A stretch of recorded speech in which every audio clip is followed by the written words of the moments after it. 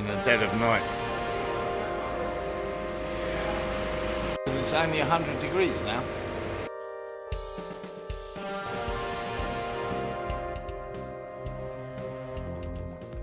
Welcome back to Project 948. But before we get started, I've been doing a bit of SEO on YouTube, and apparently there's a lot of people out there that want to know how to build a paper aeroplane. Here you go then.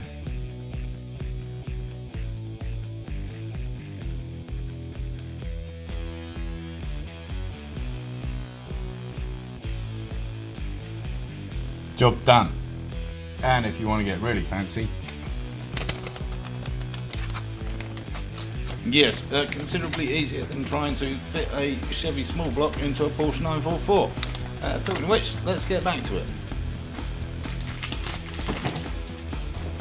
Just a brief update on where we left off, having destroyed the throwout bearing again. Yes, we've done this several times before. Having torn it all apart last time, it was time to put it back together again with our new needle bearing for the pilot bearing. Well, at least it was for most of us. David was struggling to put together some kind of campfire for some reason.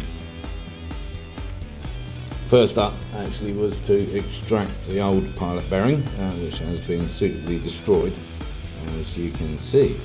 Not only has the size of the orifice been expanded considerably, there is a crack all the way around, which is interesting. And more than that, the front end, or rather the rear end I suppose, that meets the actual drive shaft has indeed been kind of worn away by the front of the drive shaft itself, which means the drive shaft was too close. Not a problem we've had before. Normally it's the other way around.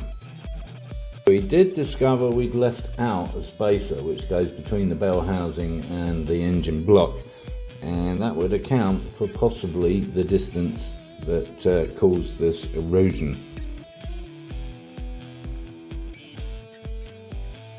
So having installed the new bearing, we refitted the clutch, torquing it down to the correct torque with a suitably sized torque wrench, not this one that Mike's holding.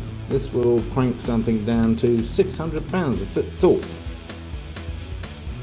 Then it was just a case of bolting up the torque tube and working out whether we were happy with where the pilot bearing was sitting.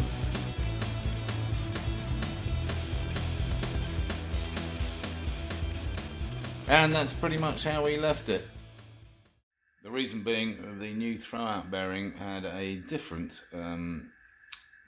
clutch fluid line to it, with a different size fitting, so it didn't fit what we got in the car, and we couldn't get the part, and blah de blah de blah. When the new part comes in, David, Mike and co will be fitting it and just testing the clearance, etc. once we've got the clutch up and working again, and if everything's happy with everything, then we shall put the Transaxle back in, and jobs are good. Yes indeed, time for more testing, but that won't be for a while. So next time around could well be some fun testing at Michael's membership track south of Phoenix. That'll be cool. So do make sure you subscribe down here so you get notification as to when that episode rises. Thanks as always for tuning in. If you thought the video was any good, give it a thumbs up, please. It's very important. And of course encourage others to watch my lunacy.